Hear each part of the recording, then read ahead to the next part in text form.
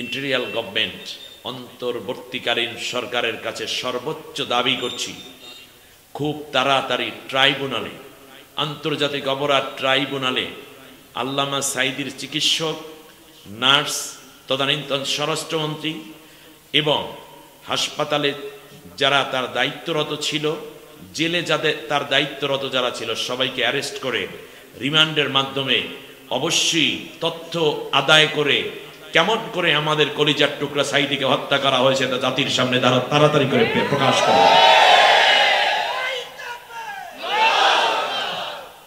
শুধু তাই না, এমনি করে বাংলাদেশে ক্ষণজন্মায় এক ইসলামী আন্দোলনের নেতা মতিউর রহমান নিজামী মাওলানা, তাকে ফাঁসির রশিদে ঝুলিয়ে হত্যা করা হয়েছে। মাওলানা আব্দুস সুবহান পাবনার পাঁচবার জনগণের ভোটে নির্বাচিত এমপি। আল্লাহু আকবার। মাওলানা কে এম ইউসুফ, আল্লাহু আকবার, কত বড় মুহাদ্দিস, তাকে হত্যা করা হয়েছে। এই জেলের প্রকোষ্ঠে আনতে নিতে নিতে এই মুরব্বীকে শেষ করে দিয়েছে। বাংলাদেশের শ্রেষ্ঠ আলেমরা অনেক ক্ষেত্রেই চলে গেছে। আমরা এই ছোট্ট চুনোপুটি যা আছি তা দিয়ে তাদের সাজানো কোরআনের বাগানের হক আদায় করা আদৌ সম্ভব না। আপনারা আমার নাম ঘোষণা করেছেন মুফাসসিরে কোরআন, কোরআন গবেষক, কত কিছু বললেন, একটাও আমার সাথে যায় না। বিশ্বাস করুন, আমি একজন কোরআনের ছাত্র, কোরআনের কথা বলা পছন্দ করি, কোরআনের আন্দোলন ভালোবাসি, কোরআন বিজয়ের স্বপ্ন দেখি, ঠিক না বলেন? সুতরাং এটাই আমার সবচেয়ে ভালো পরিচয়। তার চেয়ে বড় পরিচয়, আমি আল্লাহর একজন গোলাম, নবীর উম্মত, আপনাদের ভাই। এই পরিচয়ে সবচেয়ে তৃপ্তি বোধ করি। পর্দার আড়ালে সম্মানিতা মা বোন, সামনে উপবিষ্ট রয়েছেন আমার প্রাণ প্রিয় যুবক ভাইয়েরা, পিতৃতুল্য সম্মানিত মুরব্বিয়ানে করম, অন্যান্য ধর্মাবলম্বী ভাই বোনদেরকে আন্তরিক মুবারকবাদ জানাচ্ছি। বিশেষ করে আজকের এই মহফিলে আমি খুব আশ্চর্যান্বিত হয়েছি শান্তি সংঘের সদস্যদেরকে দেখে। এরা বেশিরভাগ এখনো শৈশব পার হয়ে কৈশোরে পা দিয়েছে, কিশোর। 2-3 জন মনে হয়তো বিয়ে শাদী করেছে, বাকিরা সব আনমেরিড। অথচ কোরআনের আলো ছড়াবার জন্য তারা পাগল পারা। এই কোরআনের বিপ্লব পৃথিবীতে এমন কোনো শক্তি নাই ঠেকাতে পারে, ঠিক না মনে? কারণ তরুণরা যেহেতু জেগেছে, বিজয় ইনশাআল্লাহ খুব কাছাকাছি। জামাত ইসলামী আন্দোলন করে জালেমকে পরাজিত করতে পারে নাই, অনেক রক্ত জীবন দিয়েছে। পারে নাই বিএনপি, অনেক চেষ্টা করেছে, পারে নাই হেফাজত, বহুত কোশিশ করেছে, সরমনাইও পারে নাই, কারণ অনেক চেষ্টা ছিল তাদের। তার কারণ তারা যেই আন্দোলনগুলো করেছে সেগুলো ছিল গতানুগতিক, আর ওনারাও গতানুগতিক গুলি দিয়া, পিটাইয়া, মিথ্যা মামলা দিয়া, গাইবী মামলা দিয়ে শেষ করে দিয়েছে। ওনার আন্দোলনও গতানুগতিক, প্রতিরোধ সরকারের পক্ষ থেকে গতানুগতিক। কিন্তু মাঝখান থেকে নতুনরা দেখলো এইভাবে চলবে না, আমরা নতুন এক প্যাটার্নে আন্দোলন শুরু করব। ছাত্ররা আন্দোলন শুরু করলো, ববুজান পালাইলো দাদার দেশে, ঠিক না? ওদের মাথার ভিতর যা আছে মুরব্বীদের মাথার ভিতরে তা নাই। অতএব মুরব্বীরা দোয়া করতে থাকেন, আগামীর বাংলাদেশের নেতৃত্বে তরুণরা আসবে, একটি সুন্দর সোনার বাংলাদেশ গড়বে, আর সেই বাংলাদেশ হবে আল্লাহর কোরআন দিয়ে পরিচালিত বাংলাদেশ। আল্লাহ তাআলা আমার যুবক ভাইদেরকে কবুল করুন।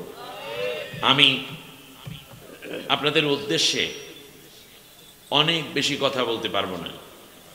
খুব কম সময়ের মধ্যে বিশ্বে প্রভাবশালী প্রতাপশালী বাদশারা কেন পরাজিত হয় এবং পরাজিত হওয়ার ধরনগুলো কি, আর পরবর্তীতে কি করলে জাতির উন্নতি হবে, মানুষগুলো জান্নাতে যাবে, এই ব্যাপারটা আমি আপনাদের সামনে তুলতে চাই। সেক্ষেত্রে আমি 3টা বিষয় বলবো, আমার কথা না, আমি যা বলবো আমার আল্লাহর কথাগুলো বলবো কোরআন দিয়ে। 1 নম্বর হচ্ছে, জাতি, একটা বড় শাসক গোষ্ঠী কেন ধ্বংস হয়, 1 নম্বর। কথা বুঝে আসছে কিনা? দ্বিতীয় জানবো এই জাতি পরাজিত হওয়ার পরে কারা ক্ষমতায় আসার সম্ভাবনা বেশি। তৃতীয় হচ্ছে আল্লাহর পছন্দের মানুষদেরকে যদি আমরা ক্ষমতায় দেই তাহলে দুনিয়া আখেরাতে আল্লাহ আমাদের জন্য কি কি পুরস্কার রেখেছেন। অ্যাটলিস্ট আলোচনাটা আরেকবার বলি, কাগজ কলম নিয়ে বসতে পারেন। 1 নম্বর হচ্ছে একটি জাতি ক্ষমতাশীলরা কেন পরাজিত হয়, 1। দ্বিতীয় হচ্ছে এই জাতি পরবর্তীতে কারা ক্ষমতায় আসবে এবং ওই ক্ষমতা পরিচালনার মাধ্যমে কিভাবে দুনিয়ায় শান্তি এবং আখেরাতে মুক্তি পেতে পারি। খুব সোজা সাপটা কথা বিধায় আমরা কোরআনের কাছে সোজা চলে যাব।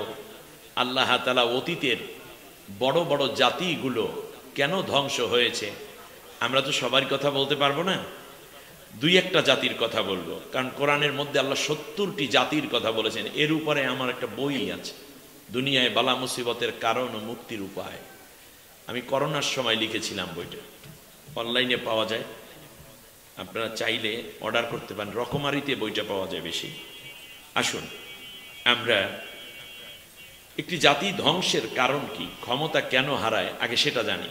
আমার সাথে পড়েন, আউযু বিল্লাহি মিনাশ শাইতানির রাজীম, বিসমিল্লাহির রাহমানির রাহিম।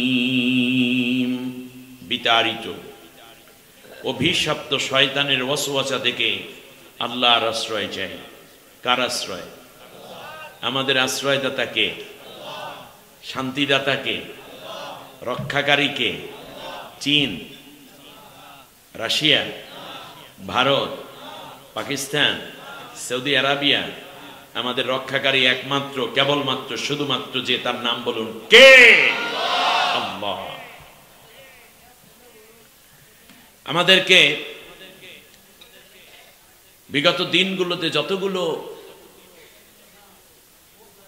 চরম অসত্য অভিযোগে কোণঠাসা করে রাখা হয়েছিল তার মধ্যে একটা ছিল রাজাকার। আল্লাহ রাব্বুল আলামিনের কুদরত দেখুন, ছেলে পান্ডা বলা শুরু করে দিল, চেয়েছিলাম অধিকার, হয়ে গেলাম। দেখেছেন, ওরা রাজাকার বলে গর্ববোধ করে। দ্বিতীয়বারে জিজ্ঞেস করলো, তুমি কে রাজাকার, আমি কে রাজাকার, বলছে কে? স্বৈরাচার। গেল একটা। দ্বিতীয় ছিল স্বাধীনতা বিরোধী। এ কথাগুলো আমাদের জাতির মধ্যে বিভক্তি সৃষ্টি করে আমাদেরকে নিচে নামিয়ে দিয়েছে, উপরে উঠতে দেয় নাই, ঠিক না? শেষবারে যেটা দিয়েছিল সেটার নাম হচ্ছে পাকিস্তানের দালাল। কথা বুঝছেন কিনা? এ কথা শুনছেন না আপনারা? একটু হলেই পাকিস্তানের দালাল, বিএনপি ও জামাত হোক, সব পাকিস্তানের দালাল। একটা মজার ব্যাপার দেখছেন, বিগত দিনগুলোতে তারা মিথ্যা মামলা দিয়েছে,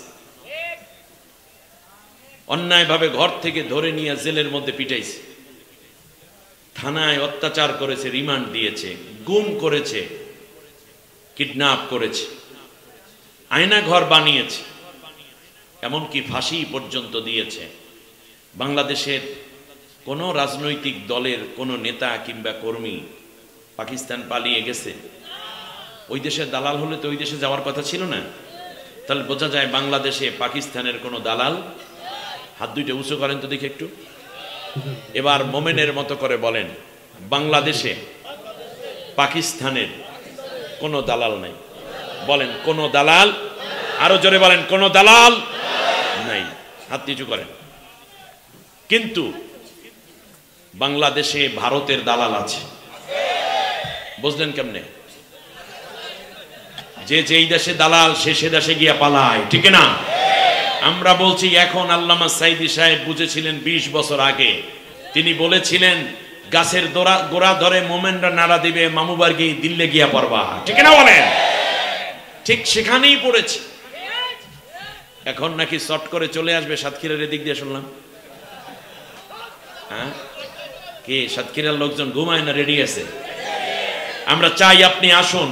আপনি আসতে না চাইলেও বাংলার মানুষ আপনাকে ফিরিয়ে আনবে, তার কারণ আপনি হাজার হাজার খুনের অভিযোগে অভিযুক্ত একটা লেডি হিটলার, আপনার বিচারে এই জাতি এই জমিনে করবেই করবে, ঠিক কিনা বলে?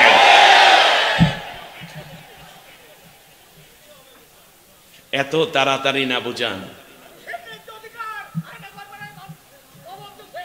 হ্যাঁ, মানুষের এই কষ্টগুলো চাপা আছে, অবশ্যই বিচার হবে, বলেন ইনশাআল্লাহ।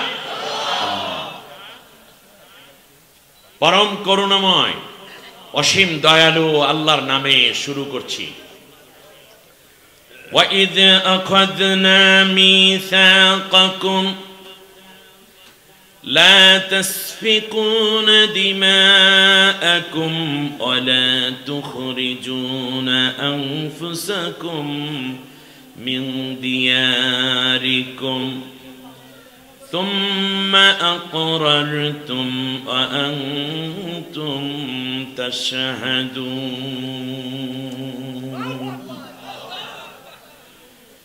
ثُمَّ أَنْتُمْ هَؤُلَاءِ تَقْتُلُونَ أَنفُسَكُمْ وَتُخْرِجُونَ فَرِيقًا مِنْكُمْ مِنْ دِيَارِهِمْ تَظَاهَرُونَ عَلَيْهِمْ بِالْإِثْمِ وَالْعُدْوَانِ وَإِنْ يَأْتُوكُمْ أُسَارَى تُفَادُوهُمْ وَهُوَ مُحَرَّمٌ عَلَيْكُمْ إِخْرَاجُهُمْ أَفَتُؤْمِنُونَ بِبَعْضِ الْكِتَابِ وَتَكْفُرُونَ بِبَعْضٍ فَمَا جَزَاءُ مَنْ يَفْعَلُ ذَلِكَ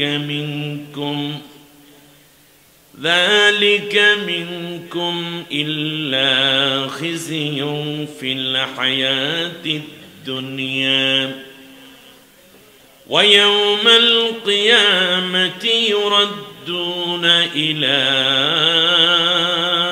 أَشَدِّ الْعَذَابِ وَمَا اللَّهُ بِغَافِلٍ عَمَّا تَعْمَلُونَ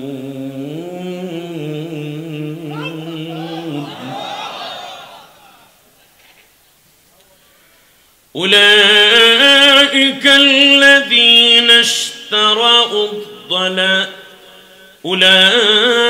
الَّذِينَ اشْتَرَوُا الْحَيَاةَ الدُّنْيَا بِالْآخِرَةِ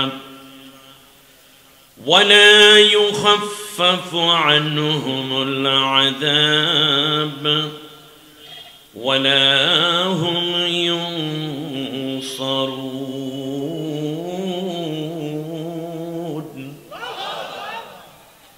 آمنت بالله। অনুবাদটা শুনেন তাহলে বুঝে যাবেন। অর্থ হচ্ছে, দীর্ঘদিন ক্ষমতাচ্যুত বনি ইসরাইলের লোকেরা যখন তিহ উপত্যকায় পাগলের মতো ঘোরপাক খাচ্ছিল, এরপর তারা আমি আল্লাহর কাছে তওবা করল, জাতির কাছে কান্নাকাটা করল, আমার ভাই নেই, বোন নেই, বাপ মাই সব শেষ।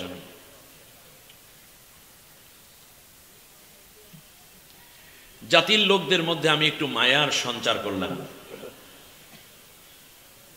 কিন্তু আমি বনি ইসরাইলের লোকদেরকে বললাম আমার সাথে কিছু কন্ডিশন আছে, কিছু শর্ত আছে, কমিটমেন্ট আছে, তোমরা কিছু কিছু কাজ করতেই পারবে না। যদি এই ওয়াদা দাও, এই ইশতেহার যদি ঘোষণা করো, তাহলে আমি আল্লাহ তাআলা তোমাদেরকে ক্ষমতার মসনদে পুনরায় বসাই দেব। সুবহানাল্লাহ। এক নম্বর হচ্ছে লা তাসফিকুনা দিমাআকুম, তোমরা একে অন্যকে হত্যা করে রক্তপাত করবা না, রক্তপাত করবা না, ক্ষমতায় যাই কি করবা না, কোপাকুপি করবা না। নিজের দেশের লোকদেরকে হত্যা করবা না, জখম করবা না। দ্বিতীয় হচ্ছে ওয়ালা তুখরিজুনা আনফুসাকুম মিন দিয়ারিকুম, ক্ষমতার বলে তোমরা এমন চাপ প্রয়োগ করবা না বিরোধী দল কিংবা মতের উপরে, অন্য ধর্মের লোকদের উপরে, যে যাতে করে তারা দেশ থেকে পালিয়ে যেতে বাধ্য হয়, নিজের দেশে থাকতে পারবে না, এইরকম কোনো সিচুয়েশন তোমরা ক্রিয়েট করবে না। কয়টা গেল? দুইটা। কিন্তু কথা ছিল তোমরা ভালোবাসবে মানুষকে, ভালোবাসবে দেশবাসীকে, রক্তপাত করবে না। একথা বলার পরে তোমরা বললে হ্যাঁ আমরা এই দুইটা খারাপ কাজ করব না। কিন্তু সুম্মা আকরারতুম, এরপর তোমরা আসলে ক্ষমতায়, তারপর যা কিছু করেছো ওয়া আনতুম তাশহাদুন, সেজন্যই আমেরিকা, ব্রিটেন, ফ্রান্স, রাশিয়া কিংবা গোয়েন্দা ডিবিডিএসবি দরকার নাই, পেপার পত্রিকা সাংবাদিকদের কোনো অনুসন্ধানী রিপোর্ট দরকার নাই। তোমরা যা করেছো সে ব্যাপারে তোমরা যথেষ্ট ভালোই জানো ক্ষমতার অপব্যবহার কিভাবে তোমরা করেছো।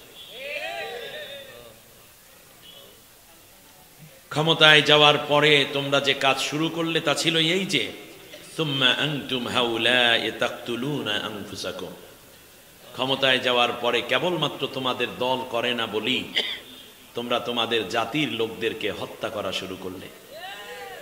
সেটা ফাঁসির মাধ্যমে হোক, গুমের মাধ্যমে হোক, খুনের মাধ্যমে হোক, ডাইরেক্ট গুলি করে হোক, কিংবা বিদেশে পাচার করে হোক, অথবা লাশ আগুনে পোড়াইয়া হোক, এইভাবেই তোমরা হত্যা করা শুরু করলে।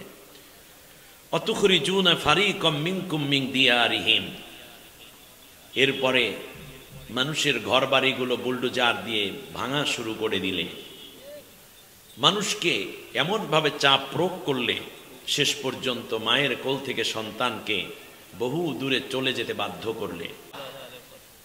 সংক্ষিপ্ত করব বলে আলোচনা, এবার কোরআন থেকে চিন্তা করলাম, হায় হায় সব তো গেল গেল, তাহলে এই যে পালাইয়া যায় এইরকম কোন কথা কি কোরআনে আছে? জানা দরকার আছে না? নিজের কর্মী, নিজের ক্ষমতা, নিজের সংসদ, বাসভবন, কাপড় চোপড়, কত কিছু থাকে, পাসপোর্ট, ভিসা সব ফেলে দিয়ে পালাইয়া চলে যায়। পালাইয়া গেলে কি করা উচিত এবং কেন পালায়, নেতা পালানোর পরে কর্মীদের কি করণীয়, এই কথাটা আজকে আমি জানাইয়া যাই। আপনাদেরকে অত্যন্ত ভালোবাসি। যারা অন্যায় করেছে, তারা পালিয়ে গেছে, সাধারণ সমর্থক এবং এলাকাবাসী, এদের তো কোনো দোষ নেই। একটা দল করতেই পারে, আমি একটা দল করতে পারি আপনাকে, অতএব আমরা মিলেমিশে থাকবো। কিন্তু মিলেমিশে থাকবো কি, নেত্রী ওই ফুসকরিয়ে কথা বলে, ওখানে বসে অঘটন ঘটনার কথা বলে, তার কথায় নাকি আল্লাহর কথায়? একটা গুরুত্বপূর্ণ আলোচনা হতে পারে, এটা একটি ঐতিহাসিক আলোচনা। আমার শান্তি স্থিতিশীলতা বজায়ের জন্য কোরআন স্টাডি শুরু করলাম। স্টাডি করতে করতে দেখলাম যে হ্যাঁ একজন পালাইয়ে গেছে, নাম হযরত ইউনূস আলাইহিস সালাম। সুবহানাল্লাহ। ইউনূস আলাইহিস সালামকে আল্লাহ রাব্বুল আলামিন বলেন, ইউনূস তুমি ইরাকের নিনওয়া প্রদেশের মসুল রাজ্যে তুমি আমার দিন প্রচার করো। ইউনূস আলাইহিস সালাম 55টা বছর পর্যন্ত, 55 বুঝেন? মাশাআল্লাহ, 55 ইয়ার্স একটানা 55 বছর পর্যন্ত দাওয়াত দিলেন। অল্প কয়টা মানুষ মাত্র ইসলাম গ্রহণ করছে, বাকিদের অবস্থা খুব খারাপ। ইউনূস আলাইহিস সালাম আল্লাহ বলেন নাই চলে যেতেন, জাতির লোকদের জন্য সে বলল, আল্লাহ তিনি বললেন, আল্লাহ তুমি আমার জাতির লোকদের উপরে গজব দিয়া শেষ কইরা দাও, এদের দরকার নেই। আল্লাহ রব্বুল আলামিন বললেন, ইউনূস গজব রেডি। আল্লাহ সুবহানাহু ওয়া তাআলা পয়গম্বর বলে দিলেন, আজকে দিনের মধ্যে যদি তোমরা এই অন্যায় না ছাড়ো, নেক কাজ শুরু না করো, তাহলে কিন্তু তোমাদের উপর গজব চলে আসবে। জাতির লোকেরা কয়, ইউনূস এই রকম আমাদেরকে ভয় দেখাইয়া লাভ নাই, আমরা অনেক শক্তিশালী গুরু।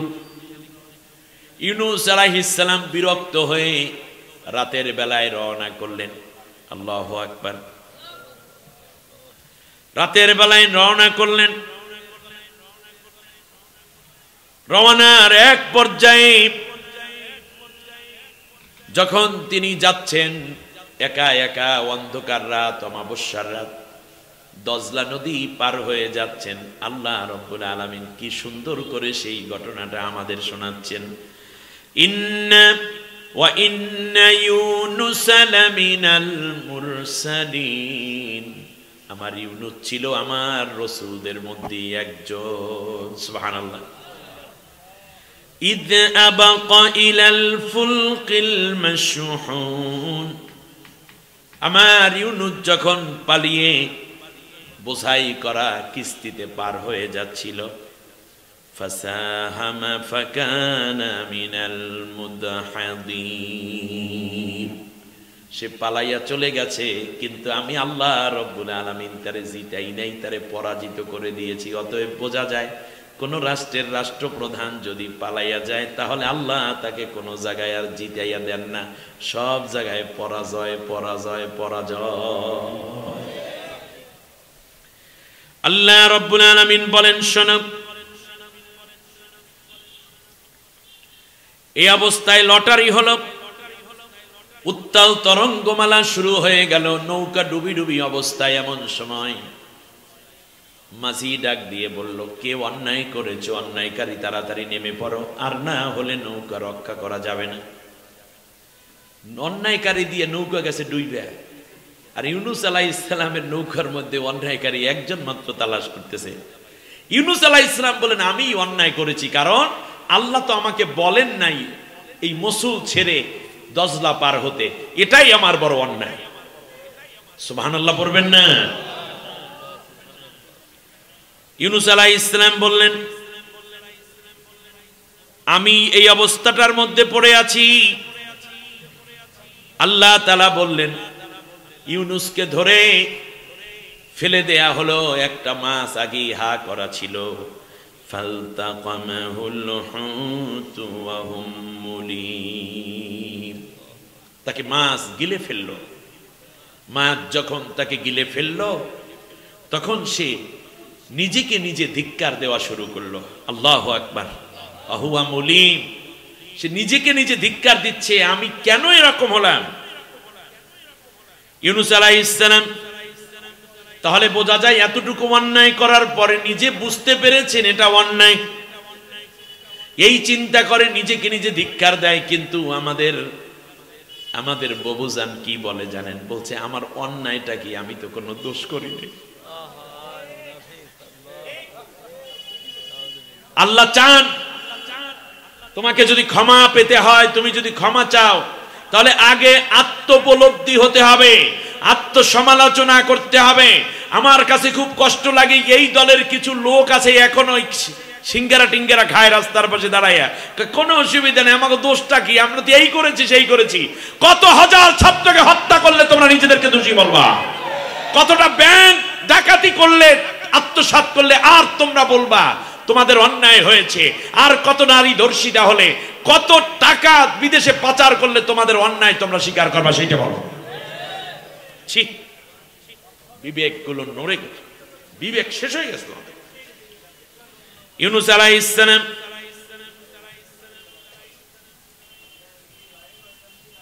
আহুয়া মুলিম, আল্লাহ রাব্বুল আলামিন বলেন, সে নিজে নিজে আত্মসমালোচনায় ভেঙে পড়লো, নিজেকে নিজে ধিক্কার দেয়া শুরু করলো। ছি, আমি এত খারাপ হইলাম কেন, অথচ তিনি নবী।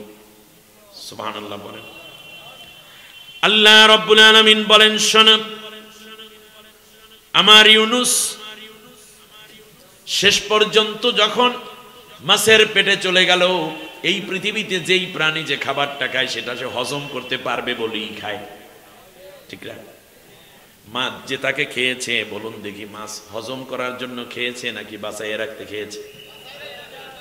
হজম করতে পারবে এই জন্য সে খেয়ে ফেলেছে। ওই মাছটাকে আবার আর একটা মাছে গিলে ফেলেছে। ইউনুস আলাইহিস সালাম মাছের পেটে, মাছ সমুদ্রের তলদেশে গিয়ে থেমে গেল। পেটটা সমুদ্রের তলদেশের বালুর সাথে লাগায়া মাছ কিছুটা বিশ্রাম করে, কারণ পেটটা ভরা, একটু বিশ্রামে গেল। এমন সময় ইউনূস আলাইহিস সালাম নীরবে মাছের পেটের মধ্যে বসে শুনতেছে, চারপাশে অন্যান্য মাছ, এমনকি সমুদ্রের তলদেশের পাথর, শামুক, ঝিনুক, হীরামণি, মুক্তা, জহরাত, পান্না, চুন্নি, কষ্টি, ইউরেনিয়াম, যত রকম নীলতিমি, ডলফিন আছে, সেখান থেকে ধরে যত রকমের হাঙর, কুমির আছে, সবাই মিলে আল্লাহ রব্বুল আলামিনের তাসবিহ এবং আল্লাহর প্রশংসা করতে সবাই ব্যস্ত। ইউনূস পয়গম্বর চিন্তা করলেন, আমি আর বসে থেকে কি লাভ, আমিও আমার আল্লাহর প্রশংসা করি। যেহেতু অন্যায় আমি করেছি, কিন্তু আমার মাবুদ ছাড়া তো আমার কেউ নেই। আল্লাহু আকবার। ইউনূস আলাইহিস সালাম আল্লাহর কাছে কি বললেন? আল্লাহ সুবহানাহু ওয়া তাআলা কোরআনের মধ্যে বললেন, সূরা আম্বিয়ার 87 নম্বর আয়াত, ওয়াদান্নুন ইয যাহাবা মুগাদিবান ফাযান্না আন লান নাকদিরা আলাইহি ফানাদা ফিজ যুলুমাত আল্লা ইলাহা ইল্লা আনতা সুবহানাকা ইন্নী কুনতু মিনাজ জালিমিন। আর শোনো সেই মাছওয়ালার কথা, যখন শিব রাগ করে পালিয়ে যাচ্ছিল, সে মনে করেছিল আমি আল্লাহ রব্বুল আলামিন বুঝি তারে ধরতে পারবো না। সে মনে করেছে কোন দেশে পালাইলি মনে হয় পালানো হয়ে যায়, অতএব অন্যায় করে যদি কেউ পালাইয়া যায়, আমি আল্লাহর ধরা থেকে সে কিন্তু রেহাই পাবে না। আমার ইউনূস গহীন অন্ধকার, তিনটা অন্ধকার, একটা হলো অমাবস্যার রাতের অন্ধকার, আর একটা পানির অন্ধকার, আর একটা মাছের পেটের অন্ধকার। তিন অন্ধকারের নিচে আমার ইউনূস কিচ্ছু দেখতেছে না। তখন আমারে ডাক দেয়, লা ইলাহা ইল্লা আনতা, আল্লাহ তুমি ছাড়া আমার কেউ নাই, তুমি ছাড়া আমার আসলে আর কেউই নেই। সুবহানাকা, তুমি সমস্ত দুর্বলতা অক্ষমতা মুক্ত। ইন্নী কুনতু মিনাজ জালিমিন, তোমার হুকুম অমান্য করে আমি বড় জুলুম করে বসেছি। আল্লাহু আকবার। আল্লাহর হুকুম অমান্য করা হচ্ছে সবচেয়ে বড় জুলম, ঠিক না বলেন? আল্লাহ রাব্বুল আলামিন বললেন, আমার ইউনূস সমুদ্রের গভীর তলদেশ, মাছের পেটে আবার অন্য একটা মাছ তাকে গিলে ফেলেছে। সেই জায়গায় বসে যখন আমাকে ডাক দিল, আমি আল্লাহ রব্বুল আলামিন আমার ইউনূসের ডাক সরাসরি শুনতে পাইলাম। আল্লাহর চিন্তার করে কি ডাকার দরকার আছে? গোপনে গোপনে ডাকলেও আল্লাহ তাআলা শুনতে পান, ঠিক না? সমুদ্রের ঢেউ উপরিভাগে, মধ্যভাগে স্রোত, আর তলদেশের পানি স্থির। সেই স্থির পানিরও শেষ বাড়ি গিয়ে মাছ থেমে গেল। মাছের পেটের মধ্যে ইউনূস সেই মাছ আবার অন্য মাছে খেয়েছে। সেইখানে বৈশা ডাক দেয়, লা ইলাহা ইল্লা আনতা সুবহানাকা, পড়েন আমার সাথে, লা ইলাহা ইল্লা আনতা সুবহানাকা ইন্নী কুনতু মিনাজ জালিমিন। আল্লাহ তুমি ছাড়া আমার কেউ নাই, আমি জুলুম করে বসেছি, তুমি আমাকে উদ্ধার করো। আল্লাহ রাব্বুল আলামিন বললেন, আমার ইউনূস চরম বিপদে, মহা সংকটে যখন আমাকে ডাক দিল, এই দুনিয়ায় যত মানুষই হোক না কেন, যত অন্যায় করুক, আমাকে যদি কেউ একবার ডাক দেয়, আমি আল্লাহ ডাকে সাড়া না দিয়া পারি না। قل يا عبادي الذين أسرفوا على أنفسهم لا تقنطوا من رحمة الله إن الله يغفر الذنوب جميعا إنه هو الغفور الرحيم। আল্লাহ রাব্বুল আলামিন বলেন, নবী গো, তুমি আমার ওই উম্মত, ওই বান্দাদেরকে বলো, ওই বান্দীদেরকে বলো যারা গুনাহ করতে করতে ক্লান্ত হয়ে গেছে, নামাজ নাই, রোজা নাই, বিড়ি সিগারেট দইরা ফেলাইছে, গাজা কলকিতে টান মাইরা বসছে, জেনা করে বসেছে, এমনকি অন্যায় বিন্যায় ভরা তার জীবন, সে মনে করেছে আমার কাছে বুঝি কোনো মাপ পাইবে না। তুমি তাদেরকে ডাক দিয়া বলো, লা তাকনাতু মির রাহমাতিল্লাহ, আল্লাহর রহমত থেকে নিরাশ হয়ে যাইও না। যদি দৌড়ে আল্লাহর কাছে চলে আসো, চোখের পানি ছেড়ে যদি আল্লাহর কাছে মাপ চাও, এখন থেকে নেক কাজ করবে বলে যদি ওয়াদা করো, আমি আল্লাহ বলে দিলাম ওর আগের জীবনের সব গুনাহগুলো মাফ করে দেব। ইন্নাল্লাহা ইয়াগফিরুয যুনুবা জামিআ। সুবহানাল্লাহ, আল্লাহর কমিটমেন্ট আরো বড়। অন্য আয়াতে আল্লাহ রাব্বুল আলামিন বলেন, আমার বান্দা যদি আমার কাছে এমন করে ধরা দেয়, ও যুবক, চরিত্র নষ্ট হয়ে গেছে তোমার, কিংবা তুমি মিথ্যা কথা বলতে অভ্যস্ত হয়ে পড়েছো, অথবা তুমি গাঁজা এডিক্টেড হয়ে গেছো, ফেন্সিডিল ছাড়া তোমার ঘুম হয় না, আজকে তুমি তওবা করো, চোখের পানি ছেড়ে আল্লাহ জীবনে একটা গুনাহও করব না, নেক কাজ ছাড়বো না। আমার আল্লাহ ওয়াদা করছেন, ইউবাদদিলুল্লাহু সাইয়্যাতিহিম হাসানাত, শুধুমাত্র গুনাহগুলা মাফ করব না, বরং ওই মাফের জায়গাটা আমি আল্লাহ নেক দিয়ে ভরপুর করে দেব। একটা গুনার জায়গায় একটা নেক লাগবো না, বরং হাসানাত বলে আল্লাহ বহু বচন করেছেন। কত সংখ্যক লাগবেন সেই কথা আল্লাহ কোরআনের অন্য আয়াতে বলছেন, মান জাআ বিল হাসানাতি ফালাহু আশরু আমসালিহা।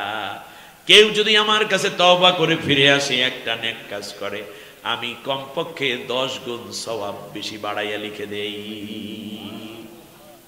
ইউনূস আলাইহিস সালাম বললেন, আল্লাহ আমি তো চরম বিপদের মধ্যে আছি, আল্লাহ আমি তো কিছুক্ষণের মধ্যে হজমই হয়ে যাব, কারণ মাছ পেটের মধ্যে গলা শুরু হয়ে যাওয়ার প্রায় উপক্রম, শরীর দুর্বল হয়ে গেছে। আল্লাহ রাব্বুল আলামিন ডাক দিয়া বলেন, ফাস্তাজাবনা লাহু ওয়া নাজ্জাইনাহু মিনাল গাম্মি ওয়া কাযালিকা নুনজিল মুমিনিন। আল্লাহ তাআলা বলেন, আমি ইউনূসের ডাক শুনলাম। শুধু ইউনূস নয়, কিয়ামত পর্যন্ত এর চেয়ে বড় বিপদে পড়ে কেউ যদি আমি আল্লাহকে ডাকে, কেউ যদি আমি আল্লাহকে এইভাবে কাতর কণ্ঠে আমি আল্লাহরে ডাক দিয়ে বলে, আল্লাহ তুমি ছাড়া আমার কেউ নাই, আমি নিজে অনেক গুনাহ করেছি, অনেক জুলুম করেছি, তাহলে আমি আল্লাহ কিয়ামত পর্যন্ত এদের সবাইকে মাফ করতে থাকব, আর আমি আল্লাহ বিপদ থেকে তাদেরকে উদ্ধার করতে থাকব। আল্লাহ রাব্বুল আলামিন বলেন, শোনো, ফালাউলা আন্নাহু কানা মিনাল মুসাব্বিহিন লালাবাথা ফি বাতনিহি ইলা ইয়াউমি ইউবআসুন ফানাবাযনাহু বিল আরাই ওয়া হুম সাকিম। আল্লাহ রাব্বুল আলামিন বলেন, ইউনূস যদি আমি আল্লাহর ডাক না দিত, আমি আল্লাহর কাছে যদি নিজের ভুল স্বীকার না করত, তাহলে আমি আল্লাহ কিয়ামত পর্যন্ত মাছের পেটে ইউনূসকে রাইখা দিতাম। ইউনূসকে কোনোদিনও মাছের পেট থেকে আমি আল্লাহ দুনিয়ায় আবার আনতাম না। আল্লাহ রাব্বুল আলামিন বলেন, শোনো, এখন এই অবস্থা যদি হয়, কেউ যদি পালাইয়া যায় নিজের জাতি ছাইরা, এই দিকে মনে থাকে না না থাকে, আপনাদেরকে একটা কথা বলে রাখি এই ফাঁক দিয়া, আল্লাহ রাব্বুল আলামিন বলতেছেন, শোনো ঘটনা কি হইল। এই দিকে ইউনূসের অবস্থায় এই, ওই দিকে জাতির লোকেরা যখন দেখলো সকালবেলা কালো মেঘ তাদের উপর ছেয়ে গেছে, একটু পরে কালো মেঘটা লাল হয়ে গেছে, রক্তবর্ণ হয়ে গেছে, এরপর যখন দেখলো মেঘটা হলুদ বর্ণ ধারণ করেছে, একটু পরেই যখন বজ্রপাত শুরু হয়ে গেল, জাতির লোকেরা সবাই চিৎকার আওয়াজ শুরু করে দিল, আল্লাহ তুমি আমাদেরকে বাঁচাও, আল্লাহ তুমি আমাদেরকে বাঁচাও, আল্লাহ তুমি আমাদেরকে বাঁচাও। আল্লাহ রাব্বুল আলামিন বলেন, শোনো, ইউনূস নাইতাতে কি হয়েছে, আমার বান্দারা যখন আমার কাছে ধরা দিল, নেতা নাই, তাতে কি হয়েছে? কথা কয় না, নেতা নাই, পালাই গেছে। নেতা কি করছে? পালাই গেছে। এখন কর্মীরা কি করবে?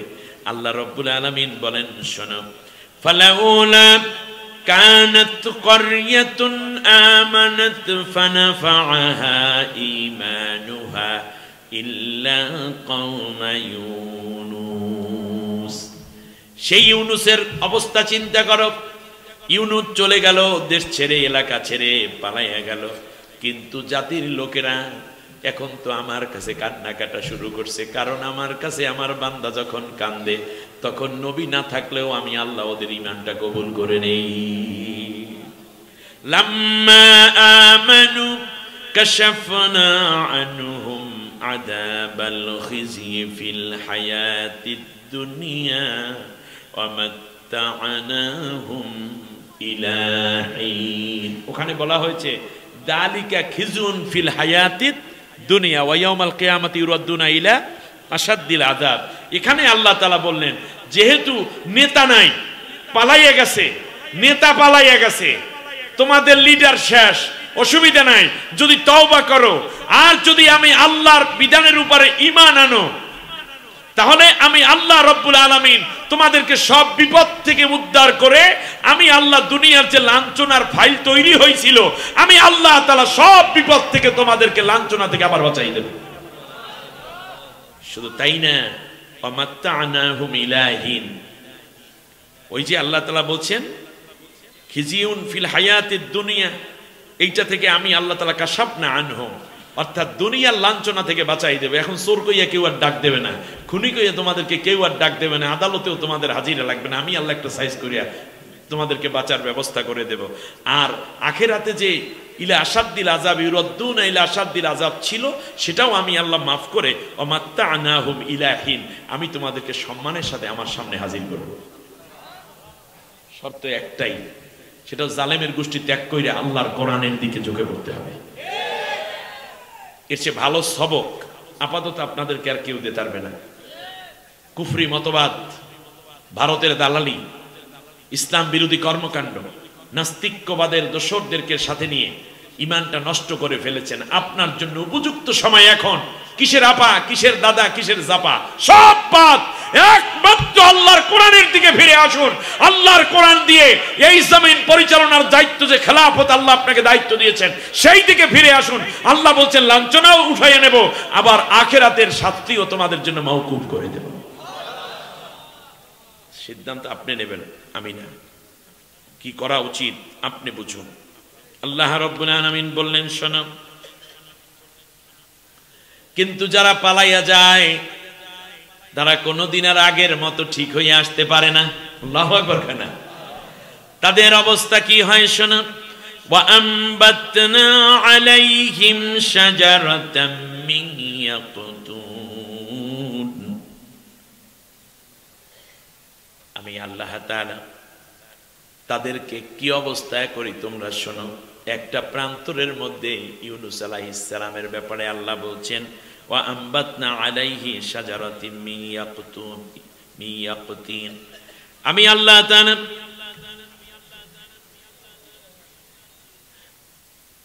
তাআলা বলছেন, শোনো, ফানাবাদনাহু বিল আরাই ওয়া হুয়া সাকিম।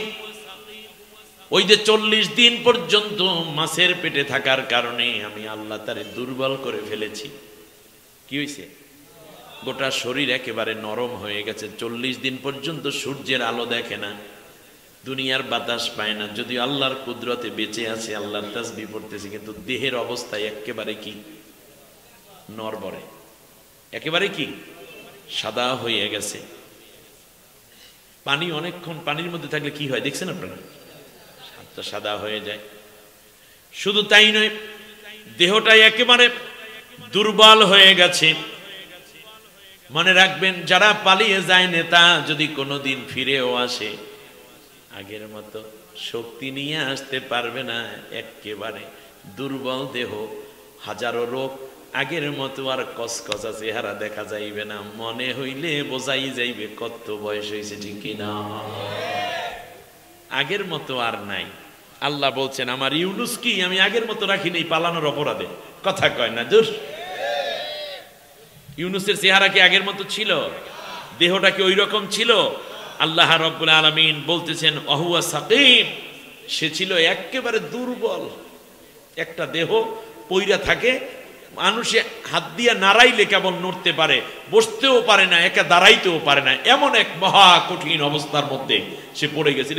টিপ দিলে মনে হয় আঙ্গুল গেড়ে যাবে, এইরকম একটা দুরবস্থার মধ্যে সে পড়ে গেছে। 40টা দিন একটানা মাছের পেটে, আপনি চিন্তা করতে পারেন? আল্লাহ রাব্বুল আলামিন বলেন শোনো, তারপরেও বলি প্রথম দিকে তোমাদের অবস্থা কি হবে শোনো। ইউনুস তো তওবা করছে, তুমি তো তওবাও করো না। ইউনুস তো আল্লাহর দিকে ফিরে আসছে, তুমি তো নিজের ভুলই ধরো না। তাদের অবস্থা কি হবে? ইউনুস পয়গাম্বরের কথা পালাইয়া গেলে কি হয় আল্লাহ তাআলা বলছেন, এবার শুনেন। وَأَنبَتْنَا عَلَيْهِ شَجَرَةً مِّن يَقْطِينٍ, ইয়াকতিন নামক একটা গাছ আমি আল্লাহ তাআলা লাগাইয়া দিলাম ফেরেশতার দ্বারা। তারপরে তাতে জাকা দিয়া দিলাম, জাকা বলেন নাকি, ছাউনি দিয়া দিলাম, জাকা দিয়ে দিলাম। তার নিচে আমার ইউনুসকে আমি আল্লাহ 6 মাস পর্যন্ত রেখে রেখে সুস্থ করেছি। তাহলে জাতির লোকদেরকে সাইরা পালাইয়া চইলা গেলে তাদের জায়গা রাজপ্রাসাদে হয় না, তাদের জায়গা হয় গাছতলায়। যদি বিশ্বাস না হয় তাহলে আপনারা চলে যান সাবেক বিচারপতি কালামানিকের কাছে। এত জীবন্ত ওয়াজ, আপাতত এর বাইরে আছে আরো অনেক মাথায় আল্লাহ দিয়ে রাখছেন আমাকে, কিন্তু আপাতত এইটার সে আর টাটকা কথা নাই। কলা পাতার উপরে হতাইয়া গেছে, হতাই গেছে বুঝছেন, এটা নোয়াখালীর লেখা, শুয়ে আছে, দুর্বল শরীর। একদিকে দরবেশে দাড়ি কামাইয়া পালায়, আর ওনার দাড়ি ছিল না বিদায় দাড়ি রাইখে পালায়। যদি একবার বাঁচা যায়। কলা পাতার উপরে শুয়ে রয়েছে, জকিগঞ্জের, সিলেটের জকিগঞ্জ দিয়ে চলে যাচ্ছে, মশায় কামড়ায়, সেরা প্যান্ট, দুর্বল পাঞ্জাবি, মানে ইয়েটা শার্ট, মাত পাশে একটু টুপিও আছে, কোত্থেকে লইয়া লইছে আল্লাহ জানে। পোলাপাইনে ধইরে একটা ফাড়াই হেলাইছে।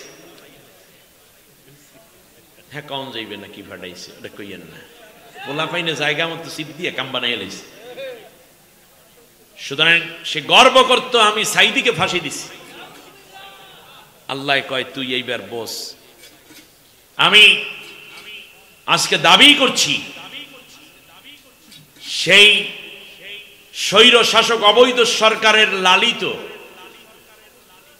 যে বিচারপতি ছিল, তথাকথিত বিচারপতি, যে অন্যায়ভাবে নির্দোষ মানুষকে ফাঁসির রায় দিয়েছে, আবৃত কারাদণ্ড দিয়েছে, তাদের যে শেষ পরিণতির ছবি যেইটা আছে বরফ পাতার উপরে, এইটা প্রত্যেক আদালতে বান্দাইয়া সুন্দর ছবি উঠাইয়া বিচারপতিদের সামনে টানাই রাখা হোক। কমপক্ষে তারা যেন মনে করতে পারে। কথা বলে কে দেখেন তো,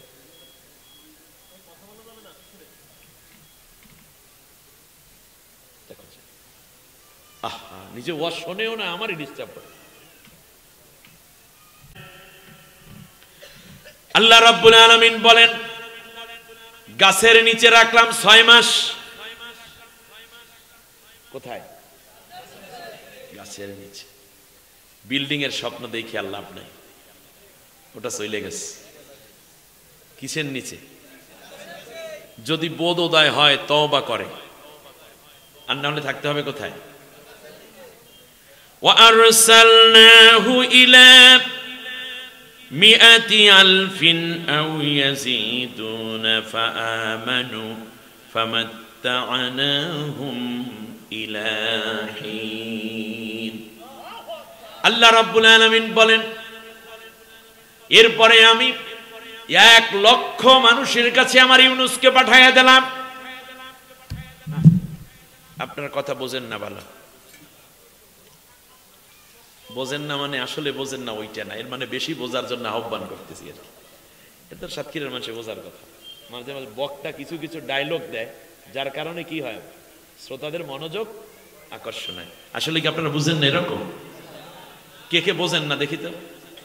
ওই দেখেন একজনে বোঝে নাই, ওই দুইজন, আরো একজন বোঝেন। আমার কথা কি বুঝেন নাই নাকি বুঝেছেন?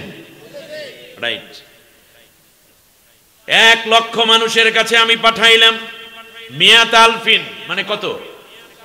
আলেমুলা নাই এখানে? 1 লক্ষ আউজি আউ ইয়াজিদুন, অথবা তার চেয়েও বেশি। 1 লক্ষ মানুষ কিংবা বেশি মানুষের কাছে সেই সময় মানুষই বা কয়জন? কথা বলে না, মানুষই বা কয়জন? কিন্তু পাঠাইছে কয়জনের কাছে? এর মানে তার 1 লক্ষ মানুষের কাছে পার্সোনাল কন্টাক্ট করে মাপ চাইতে হয়েছে। আউ ইয়াজিদুন, এর চেয়েও বেশি। কত বেশি আল্লাহ বলেন নাই, একটা সংখ্যা দিয়ে আল্লাহ বলছেন। সুতরাং যদি ফিরে আসতে হয় আল্লাহকে আগে বলতে হবে, তারপরে হাজার হাজার মায়ের কোল যে খালি করেছে মায়েদের সাথে মাপ চাইতে হবে। দেশের জাতির কাছে পার্সোনালি মাপ চাইতে হবে। এটা কিছু করার নাই। নবীকে আল্লাহ তাআলা মাপ চাইতে পাঠাইছে, তার কারণ জাতির প্রতি তোমার খেদমতের কথা ছিল, তুমি না করে তুমি বরং একা একা পালাইয়া চলে গেছো, এইটা তোমার অন্যায়। আল্লাহ এটা মাপ করেন নাই। আল্লাহ তাআলা মাপ কইরা বাঁচাইয়া রাখছে, লালন পালন কইরা গাছের নিচে বাঁচাইয়া রাখা কিছুটা দিন আল্লাহ দয়া কইরা সুস্থ করে তুলেছেন, কিন্তু মাপ চাওয়ার জন্য পাঠাইছে আবার 1 লাখের কাছে।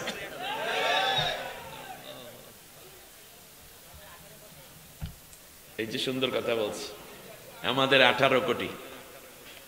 এবার আল্লাহ রাব্বুল আলামিন বলেন, শোনো, ঘটনা যখন এত কিছু হয়ে যায়, পরবর্তীতে আমি কাদেরকে ক্ষমতায় আনবো একটু শোনো, শুনবেন না? এটা হচ্ছে আলোচনার শেষ পর্ব।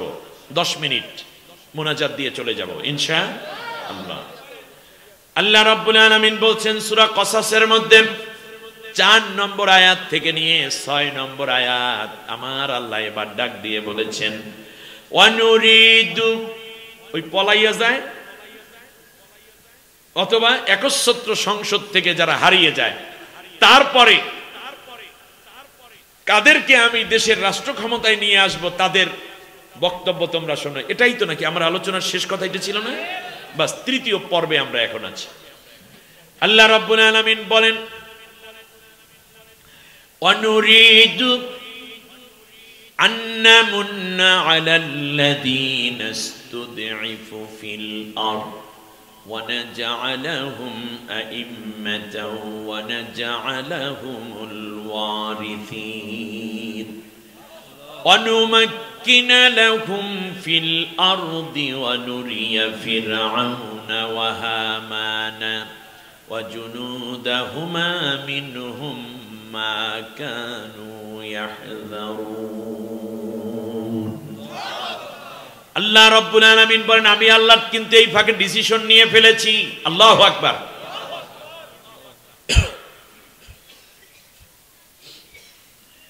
যাদের পরাজয়ে কেউ কান্দে নাই স্বৈর শাসক,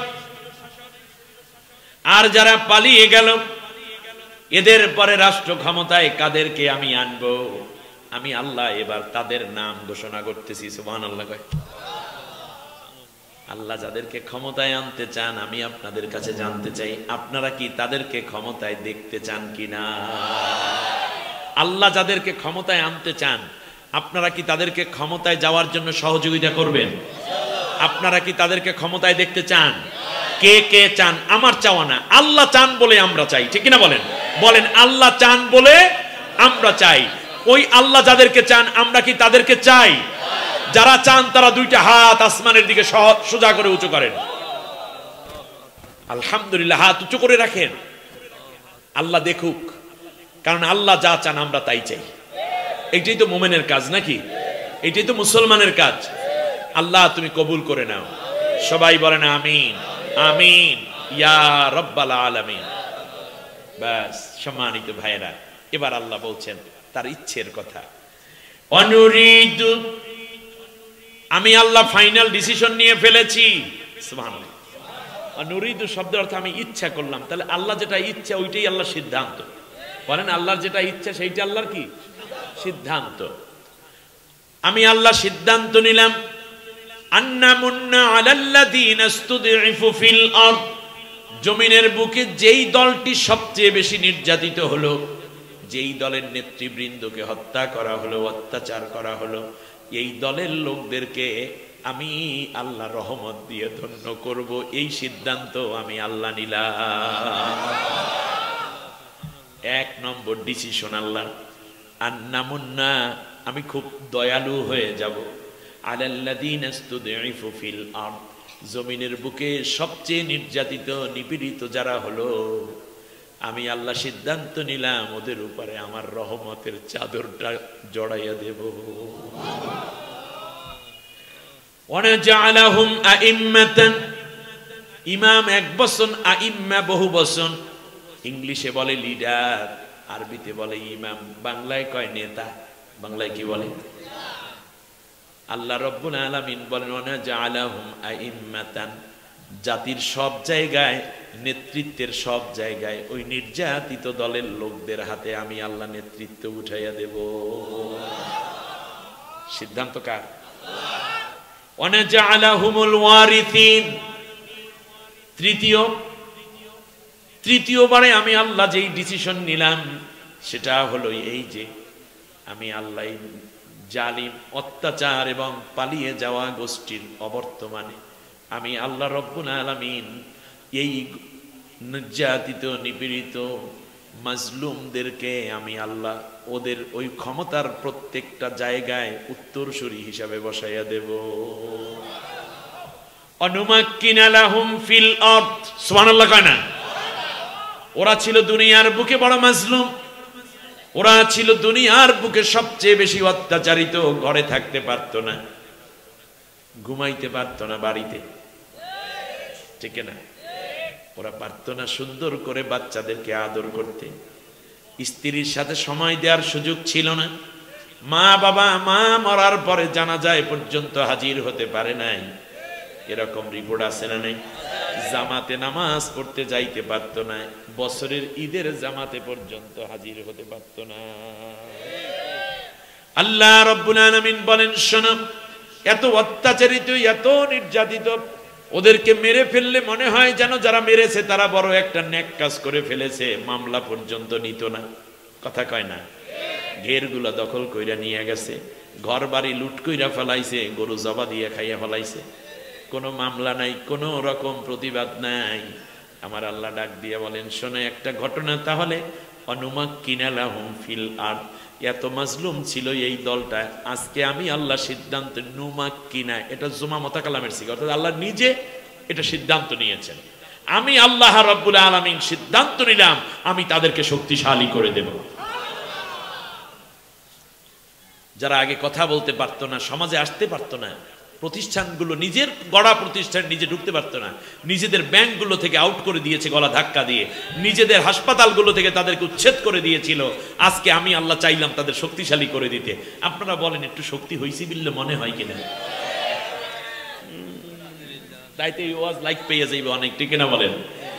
এবার বসেন, এই কথাগুলো আমার দোষ, এখানে কোরআনে হাফেজরা নাই, আলেমরা নাই, এটা সূরা কসাসের আয়াত 4-5 নম্বর আয়াতে আল্লাহ রাব্বুল আলামিন বলেন শোনো, অনুরিয়া ফিরআউনা ওয়া হামানা ওয়া জুনুদাহুমা মিনহুম মা কানু ইয়াহজারুন, আর আমি আল্লাহ দেখাইয়া দেব এই দলকে ক্ষমতায় আনার পরে নির্যাতন না করে, চুরি না কইরা, দুর্নীতি না কইরা, জেল জুলুম না কইরা কেমন করে শান্তিপূর্ণ একটা রাষ্ট্র কায়েম করে, ওই গোষ্ঠীর লোকদেরকে দিয়ে আমি আল্লাহ তাআলা সেই প্রমাণ দেখাইয়া দেব। আল্লাহ এতগুলো চেয়েছেন, আপনারা কি এইটা চান কিনা? এত কিছু বলার পরে আরেকটা দলিল দিয়া ওয়াজ শেষ করি। আল্লাহ রাব্বুল আলামিন বলেন সেই দলটা তোমরা এখনো চিনতে পারো না, আসো আমি আবার চিনাইয়া দেই। মিনাল মুমিনিনা রিজালুন সাদাকু মা আহাদুল্লাহ আলাইহি ফামিনহুম মান কাদা নাহবাহু ওয়া মিনহুম মান ইয়ানতাদির ওয়া মা বাদদালু তাবদীলা। সেই দলের মধ্যে এমনও শক্তিশালী ইমানদার পুরুষ আছে, একের পর এক হত্যা করা হয়, একের পর এক ফাঁসি দেয়া হয়, একজনকে ক্রস ফায়ার দেয়া হয় আর একজনের সামনে, আর বলে তোমাকে এখন দেব, একজনকে মামলা দেয় আর একজন আর একে বেশি চাঁদাচাঁদি করলে তোর নাম কিন্তু চার্জশিটের মধ্যে ঢুকাইয়ে দেব। একজনের রশি থেকে নামানো হয় ফাঁসির রশি থেকে মৃত্যুলাশ, আর একজনকে আগামীকালকে ফাঁসি দেবে বলে ঘোষণা করে টেলিভিশনে দেখা যায়। এরপরেও জীবনের পর জীবন যায়, একের পর এক নেতৃত্ব শূন্য হয়, একের পর একজনকে কষ্ট দেয়, একের পর এক আয়না ঘরে যায়, একের পর এক গুম করা হয়। কিন্তু এরপরেও তারা যেই কালেমা পড়ে যেই ঈমান এনেছে, শপথ নিয়েছে ইন্না সলাতি ওয়া নুসুকি ওয়া মাহইয়ায়া ওয়া মামাতি লিল্লাহি রাব্বিল আলামিন, এই যে শপথ পড়ে আমার কোরআনের বিধান কায়েমের জন্য পাগলের মতো ছুটে চলা শুরু করেছে, জীবনের পর জীবন যায়, এরপরেও তারা কোনো পরিবর্তন হয় না, তাদের শপথ থেকে তারা এক চুল পর্যন্ত পিছপা হয় না।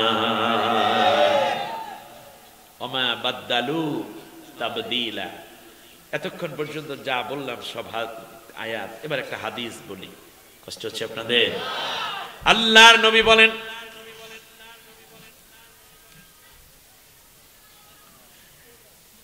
ফাত্তাবিউস সিওয়াদাল আযম, ফাত্তাবিউস সিওয়াদাল আযম ফাইন্নাহু মান শাদ্দা শাদ্দা ফিন্নার। আল্লাহর নবী বলেন, ও আমার উম্মতেরা, সুবহানাল্লাহ। এবার কে বলতেছেন? নবীজি। একটি জাতির মধ্যে, দলের মধ্যে যখন দেখবা আল্লাহ তাআলা এমন পরিবেশ দান করবে, তখন তোমাদের দেশের মধ্যে বিভিন্ন রাজনৈতিক দল থাকবে, যার মধ্যে ইসলামীও থাকতে পারে।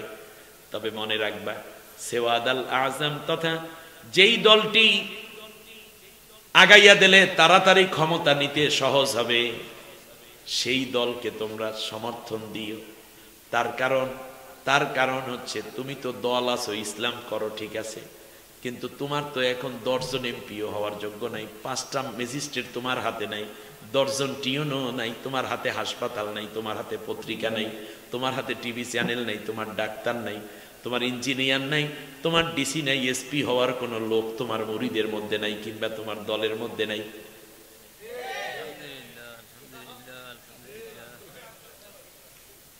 ফাত্তাবিউস সিওয়াদাল আযম, যেই দলের মধ্যে অ্যাডভোকেট আছে, ব্যারিস্টার আছে, ডাক্তার আছে, ইঞ্জিনিয়ার আছে, 900 এমপি হওয়ার যোগ্যতা আছে, 9000 চেয়ারম্যান হওয়ার যোগ্যতা আছে, এমনকি নারী আছে, পুরুষ আছে, ইউনিভার্সিটি গুলো চালাইতে পারবে। এগুলো কি সুবহানাল্লাহ জিকির দিয়ে কি ইউনিভার্সিটির ভাইস চ্যান্সেলর চলবনি? শুধুমাত্র আল্লাহু আকবার, আল্লাহু আকবার, লা ইলাহা ইল্লাল্লাহ জিকির করলে কি অপারেশন হইবে? এখানে ডাক্তার দরকার, এখানে হাসপাতাল দরকার, ঔষধ কোম্পানি নিজের থাকা দরকার, পেপার দরকার, মিডিয়া দরকার, টিভি চ্যানেল দরকার। এইগুলো সব যেই ইসলামী দলটার আছে, সেই দলটাকে তাড়াতাড়ি কইরা সামনে আগাইয়া পার্লামেন্টে পাঠাইয়া দাও। এর পরের কথাটা খুব বেশি শক্ত। নবী বলেছেন, ফামান শাদ্দা শাদ্দা ফিন্নার। এরপরেও এত সুযোগ থাকার পরেও যদি এই দলটাকে আগাইয়া কোরআনের রাজ কায়েমে যদি তুমি সমর্থন না দাও, তাহলে তুমি কিন্তু জাহান্নামে যাবা।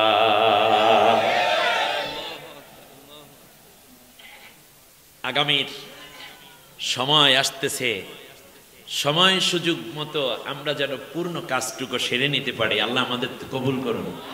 তার কারণ এখন যদি ইসলামী রাষ্ট্র কায়েম হয়, যেমন মনে করেন 12টা 10 বাজে, আমার 12টা 9 বাজে না, এই মুহূর্তে যদি ইসলামী রাষ্ট্র কায়েম হয়ে যায়, আমি আপনাদের বলি, আজকে রাতে, আমি উপকারটা বলি শুধু, আজকে রাতে বাংলাদেশে প্রায় 1 লাখের উপরে ফোর্স কোয়ার্টার কর্মীর লাইসেন্স দেওয়া আছে, যারা যৌন কর্মী অর্থাৎ মহিলা, তারা পুরুষের সাথে টাকার বিনিময়ে তাদের দেহ বিক্রি করে দেয়। আমি আর ভাঙ্গাইতে পারলাম না, আপনারা অনেকে বুঝতে পেরেছেন মনে হয়। তাহলে 1 লক্ষ যদি হয়, তাহলে কমপক্ষে 2-3 লক্ষ যুবক মুসলমান ছেলেরাই বেশি সেখানে গিয়ে চরিত্র হনন হবে, ঠিক না? তাহলে কতজন হইল? 3 লাখ। এই তো সুন্দর। সাতক্ষীরা কথা বলে আমার এটাই মজা, সেটা হচ্ছে এরা হিসাবটা ঠিক মতো দেয়। কোন হিসাব 2 লাখ, আবার 2 লাখ, তাই মহিলার ইজ্জত গেলে কই? মহিলা সহ 3 লাখ হয়ে গেল না? তাই পুরুষ যখন দর্শন করে, তাহলে মহিলা বেইজ্জতি হয়, পুরুষ কি বেইজ্জতি হইল না? অবশ্যই। এই মুহূর্তে যদি ইসলামী হুকুমত কায়েম হয় সংসদে, তাহলে এই রাতে যারা জেনা করতে যাইতে সব জেনা বন্ধ। মানে ইসলামী রাষ্ট্রে জেনা নাই, ঠিক কিনা বলেন? জেনা করার কোন সাহস কেউ পাবে না, এমনই আইন হয়ে যাবে। আজকে বাংলাদেশে প্রায় 2.5 লক্ষ বারের, বার বুঝেন, মদের বারের লাইসেন্স দেওয়া আছে। সেখানে ন্যূনতম 10 লাখ মানুষ গিয়ে মদ পান করে। তাহলে এখন আপনারা বলেন তো দেখি, আজকে যদি ইসলামী রাষ্ট্র হয় তাহলে 10 লাখ বার বন্ধ হয়ে যাবে। আমার কমপক্ষে 10 লাখ মানুষ এই মদ পান করার গুনাহ থেকে বেঁচে যাবে। আগামীকালকে প্রত্যেক নারী সবাই পর্দা পুশিদা সহ স্কুল, কলেজ, ইউনিভার্সিটি, মেডিকেল, বুয়েটে যাবে। আপনি বলুন তো দেখি দৃশ্যটা কেমন হবে। অপরদিকে ফজরের আজান হওয়ার সাথে সাথে আপনার ছেলে, আপনার মেয়ে, আপনার স্ত্রী, বিশেষ করে পুরুষ যারা মসজিদে যাবে, একজন বেনমাজিও থাকবে না, সবাই নামাজি হয়ে যাবে। একটা বেনমাজি আপনি খুঁজে পাবেন না। মসজিদের যাওয়ার পরে জুতার বাক্সে রাখার দরকার নেই, আপনার জুতা চুরি হওয়ার ন্যূনতম সম্ভাবনা থাকবে না। কারণ ইসলামী রাষ্ট্রে চুরি থাকে না, ডাকাতি থাকবে না, দুর্নীতি থাকবে না, 1 পয়সা ঘুষ দেওয়া লাগবে না কোথাও। ব্যাংক থেকে সুদ বন্ধ হয়ে যাবে। এই যে ন্যাক কাজগুলো জারি হয়ে গেল আর বদ কাজগুলো বন্ধ হয়ে গেল। আপনি যদি এইটা নিয়ে আরো 5 বছর কন্টিনিউ করেন তাহলে 5 বছরে যে গুনাহ হবে, পিসা, হুজুর, বুজুর্গ, মুরব্বী, যদি আপনার মোরামুরির কারণে হয় তাহলে মনে রাখবেন আপনার মাতব্বরি ঠিকই থাকবে, কিন্তু গুনার বোঝা আপনার আমলনামায় জমা হবে। এই কারণে নবী বলেছেন সাজ্জা ফিন্নার, তুই জাহান্নামে যাবে। আর যদি সবাই মিলে ঐক্যবদ্ধভাবে যেই দলটি এগিয়ে নিলে ইসলামী হুকুমাত কায়েম তাড়াতাড়ি সম্ভব, আমরা যদি তাদেরকে দায়িত্ব দিয়ে দেই, আমার টার্গেট তো ইসলামী হুকুমাত, অতএব যেই দলটি আগাই আছে তাকে যদি আর একটু ধাক্কা দেই তাহলেই তো সামনে যায়। আর আমার দৌড়েই আসতে আসতে আরো 3 দিন 4 রাত লাগিয়ে যাইবে, কি দরকার? আমি দৌড়ে এসে ভাইসা তুই চালাই আছে, আমি আসতেছি তো, আমি তোমার দিয়ে দিলাম সমাজ, যাও যাও যাও। তাহলে আজকে ইসলামী হুকুমাত কায়েম হবে, আগামী কাল থেকে আল্লাহ তাআলার কোরআনের রাজ কায়েম হওয়ার মাধ্যমে অন্যায় বন্ধ, ন্যাক আমল জারি হয়ে যাবে। তুমি বাবা সাদাকায়ে জারিয়া।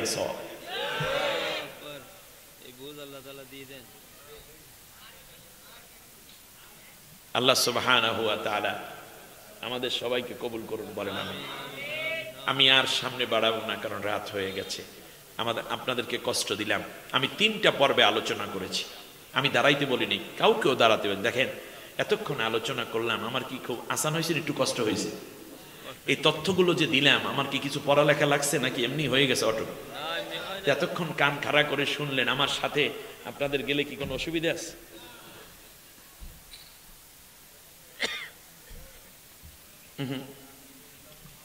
আমার কাছে একটা চিঠি আসছে, এই রেকর্ড ধরে তোমরা, লেখছে হুজুর কিছুক্ষণ গরম বা জিহাদি আলোচনা করার জন্য অনুরোধ রইল। এতক্ষণ পর্যন্ত কি হয়েছে তাহলে? এটা হয়ে গেছে না সব? এরপর আর জিহাদ দরকার নেই, যা বলা এরপরে এখন যদি ধাক্কা দেই তাহলে আগের যা বানাইছি আলোচনা কিন্তু একটা বিল্ডিং এর মতো, তাহলে এটা ভাঙ্গা শুরু হয়ে যাবে, ঠিক কিনা বলেন? অতএব আজ আমাদের একটা ডিসিশন নিতে হবে, সেটা হচ্ছে এই যে আমাদের স্লোগান চেঞ্জ করতে হবে। এই স্লোগানগুলো আমার বানানো, এখন অনেক বক্তারা দিচ্ছেন, আলহামদুলিল্লাহ। আমরা একটা স্লোগান দেব এখন, সব দল দেখা শেষ। সবাই রেডি? সবাই রেডি? সুতরাং আগামীর পার্লামেন্টে আল্লাহর কোরআন বিজয়ের জন্য সেওয়াদ আল আজম বড় দলটি যখন আসবে, তখন যদি কোনো পীর সাহেব উল্টাপাল্টা ফতোয়া দেয়, কোনো মুরব্বী যদি উল্টাপাল্টা ফতোয়া দেয়, কিংবা কোনো দলের কোনো নেতা যদি ফতোয়া দেয়, ওই ফতোয়া কিংবা বক্তব্য আমরা শুনবো না। আমাদের স্লোগান সব দল দেখা শেষ, আল কোরআনের বাংলাদেশ, ঠিক কিনা বলে?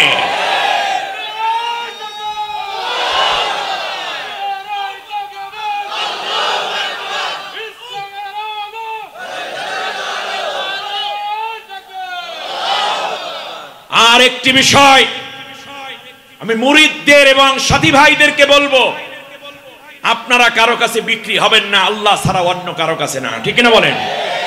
আমিও পীরের মুরিদ, আমিও 3 চিল্লার সাথী, আমি কওমি মাদ্রাসার ছাত্র, ইউনিভার্সিটির ছাত্র, আলিয়ার ছাত্র। সুতরাং মনে রাখতে হবে এই যে বিশাল সুযোগ এসেছে, এই সুযোগ আল্লাহ করে দিয়েছেন। জালেমকে পরাজিত করেছেন, ওদের পালাইয়া চলে গেছে। অতএব এই সুযোগটুকু কেবলমাত্র আল্লাহ তাআলা দিয়েছেন ইসলামের জন্য। তার কারণ 55টা বছর পর্যন্ত যারা নতুন করে আসতে চায়, আবার আসতে চায়, আবার আসতে চায়, তাদেরকেও দেখেছি। আমাদের সব দল দেখা হয়ে গেছে, আল্লাহর কোরআনের শাসনটা আমরা দেখি নাই। যেহেতু এবার জাতির আকাঙ্ক্ষা আগামীর পার্লামেন্ট আল্লাহর কোরআনের পার্লামেন্ট।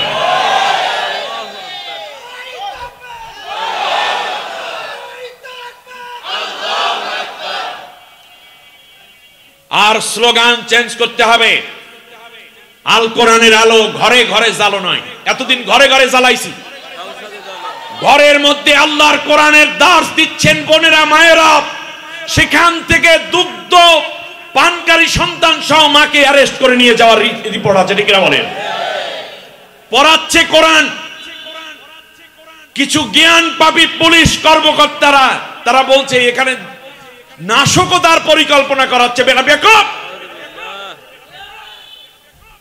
তোমার বউকে পাঠাও, তুমি বসো, কি নাশকতা করা হচ্ছে? মিথ্যে কথা বলে কোরআনটা ঘর থেকে পর্যন্ত আউট করছে। ঘরে ঘরে জ্বলবে, খানকায় খানকায় জ্বলবে, মাদ্রাসায় মাদ্রাসায় কোরআনের আলো জ্বলবে, মসজিদে মসজিদে কোরআনের আলো জ্বলবে, স্কুলে স্কুলে মাদ্রাসায় মাদ্রাসায় জ্বলবে। কিন্তু একটি জায়গায় কোরআনের আলো না জ্বালালে মূলত কোরআনের পূর্ণ হক আদায় হবে না। সেই জায়গাটি হচ্ছে আল কোরআনের আলো সংসদে জ্বালো। অতএব স্লোগান বলেন আল কোরআনের আলো, বলেন সংসদে জ্বালো। এখন যারা সংসদে আল্লাহর কোরআনের আলো জ্বালাতে চায়, আমরা তাদেরকে সমর্থন দিয়ে সংসদে পাঠাবো। সুতরাং আগামীর পার্লামেন্ট আল্লাহর কোরআনের পার্লামেন্ট হবে। প্রথম স্লোগান সব দল দেখা শেষ, আল কোরআনের পার্লামেন্ট।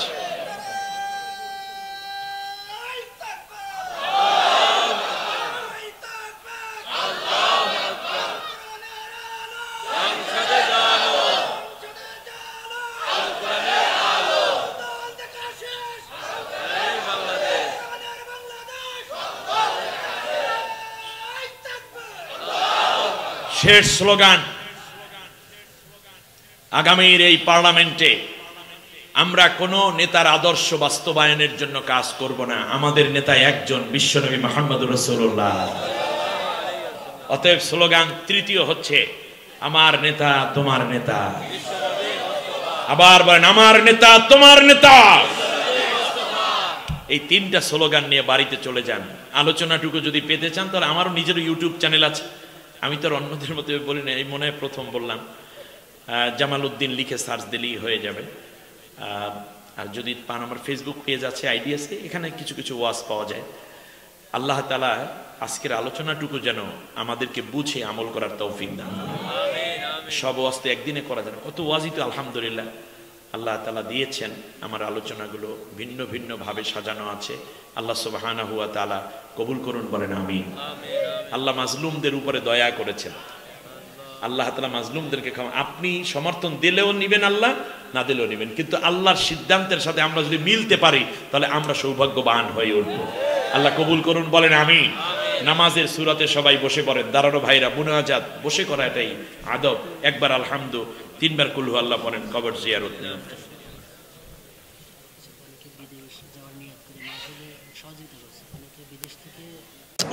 প্রশ্ন ছিল প্রত্যেক নামাজের পরে কি মুনাজাত করা যাবে?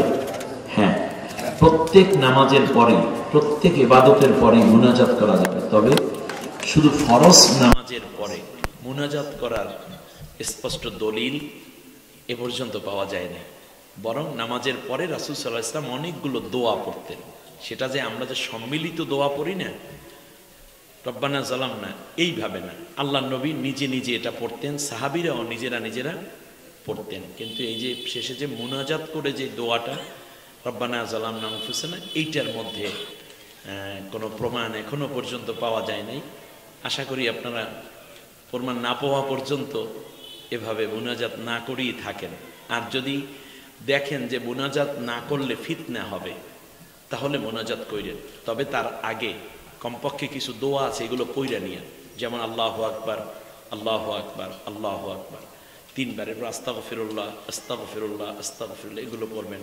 লা ইলাহা ইল্লাল্লাহু ওয়াহদাহু লা শারীকা লাহু লাহুল মুলকু ওয়া লাহুল হামদু বিয়াদিহিল খায়রু ওয়া হুয়া আলা কুল্লি শাইইন কাদির।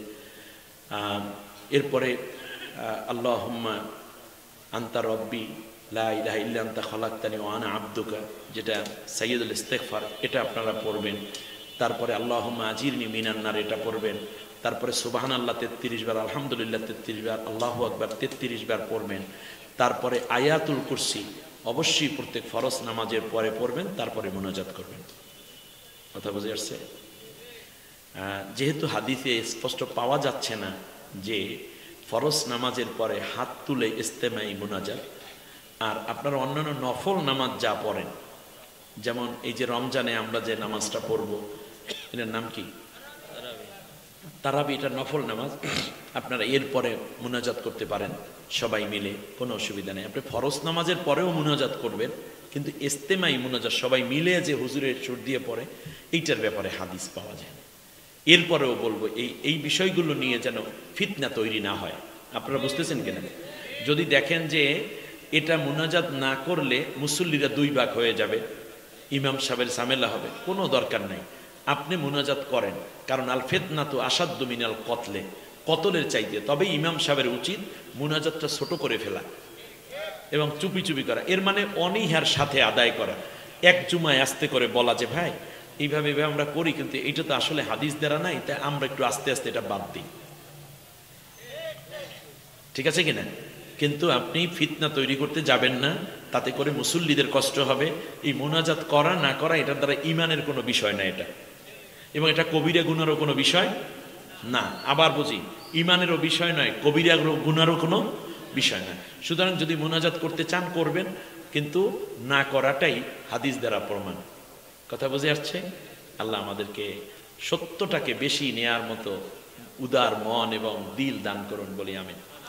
দিয়ে হচ্ছে মানুষ মারা গেলে খানা দেওয়া যায় কিনা? মানুষকে খাওয়ানো এটা সবসময় সওয়াবের কাজ। মানুষ মারা গেলে খাওয়ানো, মানুষ মারা গেলে খাওয়ানো, মরা মানুষ তো আর খায় না, অর্থাৎ জীবিত মানুষদেরকে খাওয়ানো এটা সবসময় কি কাজ? গরিবকে খাওয়ান, আত্মীয়কে খাওয়ান, নিকট আত্মীয়কে খাওয়ান, সন্তানকে খাওয়ান, স্ত্রীকে খাওয়ানো সব। অতএব সবসময় খাওয়াবেন, কিন্তু একজন মানুষ মারা গেল তারপরে খাওয়াইতে হবে, এটা তো বেদাত, একেবারে টাটকা বেদাত এটা। তাহলে একটা কাজ করেন, যদি মানুষ মরার পর খাওয়াই হয় তাহলে বারবার দোয়া করেন আল্লাহ জানে এই এলাকার সব মানুষ মারে আর আপনি খাইতে পারেন বেশি করে। হ্যাঁ, একটা সুন্দর কথা বলছি। এরপরেও এই খাওয়ার হক যারা, তারা না, বরং দেখা যায় যে এলাকার মেম্বার, চেয়ারম্যান, নেতৃবৃন্দকে দাওয়াত দিয়ে প্লেটে করে খাওয়ায়, অথচ খানাটা ছিল গরিবের হক। সদগার খাওয়া খাওয়াইতে আছে, প্যান্ট শার্ট পরে কোট টোট পরে আসছে, এরপরে আবার সাবান দিয়ে হাত ধোয়াইয়া দেয়, শেষকালে একটা তোয়ালে আইনে দেয়, এই এমপি সাহেব আসবে, আমার মায় মরিয়ে গেছে, এতে কি হয়েছে, এমপি সাহেবের যেহেতু আসবে তার জন্য একটা ভালো চেয়ার, স্পেশাল চেয়ারের ব্যবস্থা করে। এটা হারাম, শুধু বেদাত না, হারাম। আল্লাহর নবী ওফাতের পরে ইসলামী রাষ্ট্র, উদাহরণটা এখান থেকে নেই, হাদিস পরে বলি, একটা ইসলামী রাষ্ট্র আবু বকর রাদিয়াল্লাহু তাআলা আনহু চাইলে 10টা উট কাইটে নবীর নামে কি একবেলা খাওয়াইতে পারতে না? আচ্ছা বুঝলাম আবু বকর না হয় এটা বসি ভালো বোঝে নাই, ওমর তো পারতে 100 উট কাইটে অর্ধেক পৃথিবী। তাহলে বোঝা যায় এগুলো খাওয়ানো জায়েজ থাকলে তারা, বা প্রয়োজন থাকলে অবশ্যই খাওয়াতেন। কিন্তু আপনি কেন খাওয়ান? এটা আসছে হিন্দু ধর্ম থেকে, তারা খাওয়ায় শ্রাদ্ধ আর আপনি খাওয়ান 40। একেবারে সমান, একেবারে সমান কাজ। এখন কি করবেন তাহলে? নবীজি সাল্লাল্লাহু আলাইহি ওয়াসাল্লামের কাছে এক সাহাবী বলল, ইয়া রাসূলুল্লাহ, আমার বাবা মারা গেছে, আমি এখন কি করব? সমাধানে আসতে হবে তো আমাদের নাকি? নবীজি বলছেন প্রথম কাজ হচ্ছে তুমি তার জন্য দোয়া করবে। বলেন কি করবে? সন্তানের দোয়া বাবা মার জন্য খুব কবুল হয়। দ্বিতীয় হচ্ছে তার যে ঋণ আছে সেই ঋণগুলো পরিশোধ করে দিবে। তৃতীয় হচ্ছে তার যে ওসিয়ত আছে সেই ওসিয়তগুলো তুমি পুরা করবে, চেষ্টা করবে। চতুর্থ হলো তার জন্য কিছু খানা দানা খাওয়াবে মিসকিন অসহায়কে। খেয়াল করেছেন? 5 নম্বরে যে কাজটি আছে সেই কাজটি হচ্ছে তিনি যেই যাদের সাথে সম্পর্ক রাখতেন তুমি তাদের সাথে সম্পর্ক রাখবা। যেমন তোমার বাবা তোমার নানির সাথে খুব ভালো সম্পর্ক রাখতো শাশুড়ি হিসাবে, আছেন এরকম? তোমার বাবা বাড়ির কাছে এক লোকে আসলেই তারা খাওয়ান দিত, বা একটু বাসায় পিঠা বানালেও তার দাওয়াত দিয়ে খাওয়াইতো। ঈদের দিন তার জন্য একটা কাপড় আলাদা কিনে নিত। এইরকম যদি হয় ঈদের উপঢৌকন হিসাবে, এইরকম কিছু লোক তোমার মায়েরও আছে, তোমার বাবারও আছে। অতএব তুমি এই কাজগুলো কন্টিনিউ করবা। তোমার বাবা যেই 50 জনকে কাপড় দিত, তুমি ওই 50 জনকে কমপক্ষে কাপড় দিবে। কাপড়টা নিয়ে যখন দাঁড়াবে ঈদের 2 দিন আগে, চাচা বাড়িতে আছেন? জি বাবা আসি। তুমি আসছো সোহাগ? জি চাচা, আপনার জন্য না এই ঈদ উপলক্ষে একটা কাপড় নিয়ে আসছি।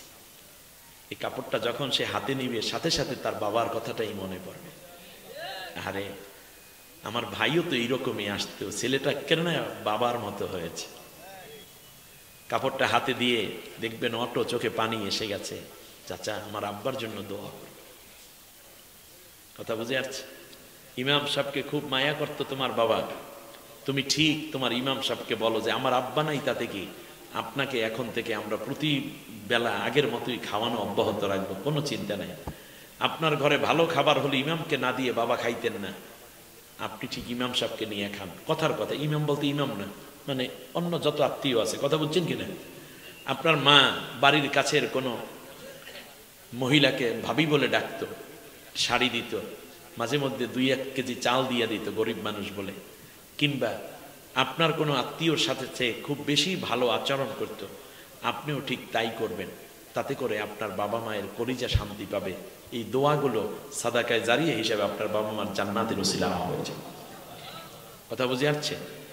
তবে একেবারেই আল্লাহ রসুল হাদিস দ্বারা নিষেধ করেছেন যে এই যে 40-40 ইত্যাদি ইত্যাদি করো, এইগুলো থেকে তোমরা বিরত থাকবে। এগুলো নবীর জমানায় ছিল না, সাহাবীদের জামানায় ছিল না। এই কাজগুলো ঢুকছে হলো পরবর্তীতে একদল মানুষ যারা মোটামুটি ইসলামের ব্যাপারে জ্ঞান গরিমা না জেনে নিজের পেটটা একটু খাওয়ান টাউন চিন্তা করছে। এক তালবে আলিম একটাই আছে, 1 মাস পর্যন্ত কোনো গরুর গোস্ত খাইতে পারে না।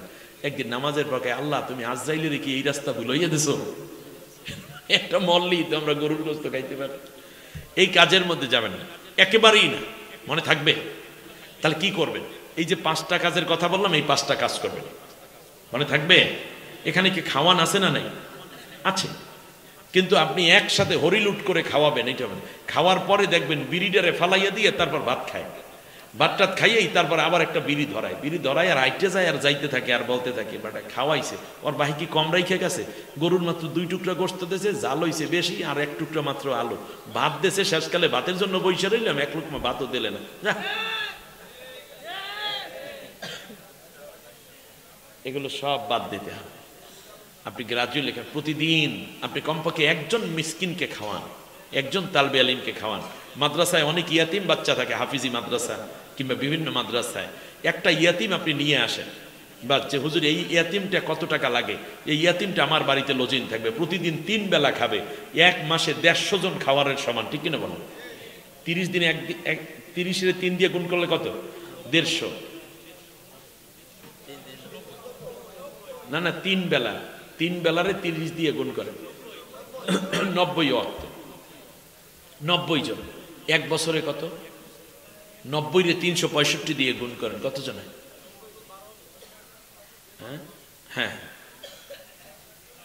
হ্যাঁ, 90 গুণ 12 কত হয়?